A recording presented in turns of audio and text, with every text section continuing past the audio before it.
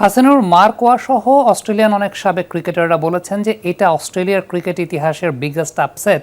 কিন্তু আমার কোয়েশ্চেনের জায়গাটা হচ্ছে যে এই টেস্টের 11টা সেশনের 11টা সেশন কিন্তু বাংলাদেশ জিতেছে। আমরা যখন সেশন পাই দেখছিলাম, ব্রডকাস্টারদের তরফ থেকে দেখানো হচ্ছিল, সেই সেশন পাইতে 11টার 11টাই দেখা গেছে বাংলাদেশ জিতেছে। সো এটাকে কি আসলে আপসেট বলা যায়? কারণ একটা দল যখন 11টা সেশনের 11টাই জিতে, it's no longer the upset, right? আমার কাছে সামি একটা জিনিস মনে হয় কি, আপসেট বলতে তো অঘটন, আমরা যদি বাংলায় আরও পরিষ্কার করে বলি, অঘটন টি-20 ম্যাচে হতে পারে, সর্বোচ্চ ওয়ানডে ম্যাচে হতে পারে, কিন্তু 5 দিনের খেলায় 4টা সেশনে কিভাবে অঘটন হয়?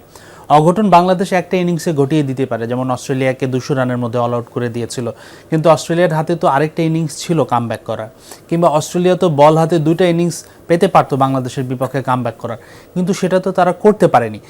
তো এটা আসলে অঘটন বলার সুযোগ নেই। আমার কাছে তারা আপসেট মনে হচ্ছে যে এই কনটেক্সটে বলছে যে বাংলাদেশ এই ম্যাচটা যখন খেলতে এসেছিল তখন মনে হচ্ছিল যে বাংলাদেশ 5 দিন ভালো খেলবে, সেটাই যখন নাজমুল শান্ত এক্সপ্লেইন করেছিলেন বা ম্যাচের আগের দিন বলেছিলেন, সেই হিসাবে তারা হয়তো বলতে চাইছেন। আমি হার্ষা ভোগলের একটা কন্টেন্টও দেখেছি, তিনি ক্রিকবাজে করেছেন, তিনি সেই হিসেবেই বলেছেন যে বাংলাদেশ যেখানে 5 দিন খেলার লক্ষ্য নিয়ে, ভালো খেলার লক্ষ্য নিয়ে এসেছিল, সেখানে তারা অস্ট্রেলিয়াকে যেভাবে হারিয়েছে সেটা একটা অঘটন, তারা হয়তো সেইভাবে বলতে চাইছেন। কিন্তু নর্মালি অঘটন বলতে যেটা বোঝায়, মোটেও টেস্ট ক্রিকেটে অঘটন হতে পারে বা এটা অঘটন বলতে আমি অন্তত রাজি নই।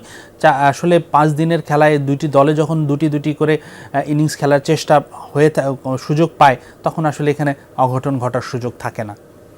হাসানুর, টেকনিক্যালি যদি বলা হয় তাহলে ডারউইনের যে কন্ডিশন, ডারউইনের থেকে ঢাকা থেকে ডারউইনের বিমান ভ্রমণের ব্যবধানটাও খুব কম, সেটা অস্ট্রেলিয়ার নর্দার্ন ট্রপিক্যাল অঞ্চল। মূল অস্ট্রেলিয়া বলতে আমরা বুঝি আসলে সাউদার্ন পার্টটা, যেখানে মেলবোর্ন, এডিলেড, সিডনি। সো কন্ডিশনটা কি আপনার কাছে মনে হয়েছে যে আলটিমেটলি বাংলাদেশ বেটার রিড করতে পেরেছে দেন অস্ট্রেলিয়া, বা বাংলাদেশের জন্য বেটার ফেভারেবল কন্ডিশন ছিল দেন অস্ট্রেলিয়া? আমার কাছে মনে হয় অস্ট্রেলিয়ায় বাংলাদেশ এর চেয়ে সুইটেবল কন্ডিশন আর কোথাও পেতো না। অনেকেই একটা জিনিস ক্লিয়ার করতে চাই যে আমি অনেকেই বলছে যে ইভেন ইন্টারন্যাশনাল যারা এক্সপার্ট আছে, এক্সপার্ট বলবো না, যারা কন্টেন্ট ক্রিয়েটার আছে ক্রিকেট নিয়ে, যারা ভিডিও করে, ইভেন আমি আকাশ চোপড়াকেও বলতে শুনেছি যে তারা বলেছে যে অস্ট্রেলিয়া বাংলাদেশকে খাটো করে দেখেছে বিধায় এরকম একটা ছোট ভেন্যুতে দিয়েছে, কিন্তু মূলত এটা নয়। অস্ট্রেলিয়া এখন উইন্টার, আপনি চাইলেও আপনি ব্রিসবেন, সিডনি, মেলবোর্নে খেলা দিতে পারবেন না, সেখানে ঠান্ডাতে এত পরিমাণে বেশি কখনো স্নোফল হবে।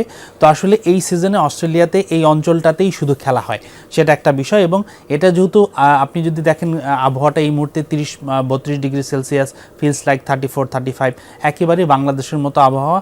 বাংলাদেশ থেকে যে গণমাধ্যম কর্মীরাও গেছে, তারাও আসলে খুব বেশি ডিফারেন্ট বোধ করবে না যে আমরা অন্য একটা দেশে, অন্য একটা জায়গায় এসেছি, একদম টিপিক্যাল বাংলাদেশের মতো। আমার কাছে মনে হয়েছে যে এই কন্ডিশনটা হয়তো অস্ট্রেলিয়া ক্রিকেটারদের কাছে কিছুটা মনে হবে যে তারা হয়তো বাংলাদেশে বা সাবকন্টিনেন্টে কোথাও এসে খেলছে। তো এটা বাংলাদেশের জন্য খুব ভালো হয়েছে। এবং তবে একটা বিষয় আমি, দ্বিতীয় টেস্টটা মনে হয় একটু ট্রিকি হতে পারে। দ্বিতীয় টেস্টের যেই ভেন্যুটা আছে সেটা কুইন্সল্যান্ড ওই জোনটাতে পড়েছে আমি যতদূর জানি, এবং সেখানে টেস্টও খেলা হয়নি, এবারই প্রথম টেস্ট খেলা হবে। এর আগে সবশেষ 2025 সালে ওয়ানডে হয়েছে, যেই ওয়ানডেতে আবার অস্ট্রেলিয়া বিশাল ব্যবধানে সাউথ আফ্রিকাকে হারিয়েছিল, 3টা সেঞ্চুরি হয়েছিল। ট্রাভিস হেড সেঞ্চুরি করেছিলেন, সেই সাথে তাদের যে ক্যাপ্টেন মনে হয় মিচ মার্শ, তিনিও সেঞ্চুরি করেছিলেন।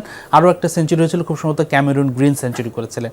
তো ওই কন্ডিশনটা কেমন হয় সেটা একটা ট্রিকি বিষয়, যদিও আপনার সাথে আমি শুনেছিলাম যে আমাদের কিউরেটর বলেছিলেন যে গ্যাবার মতো অনেকটা কন্ডিশন হতে পারে।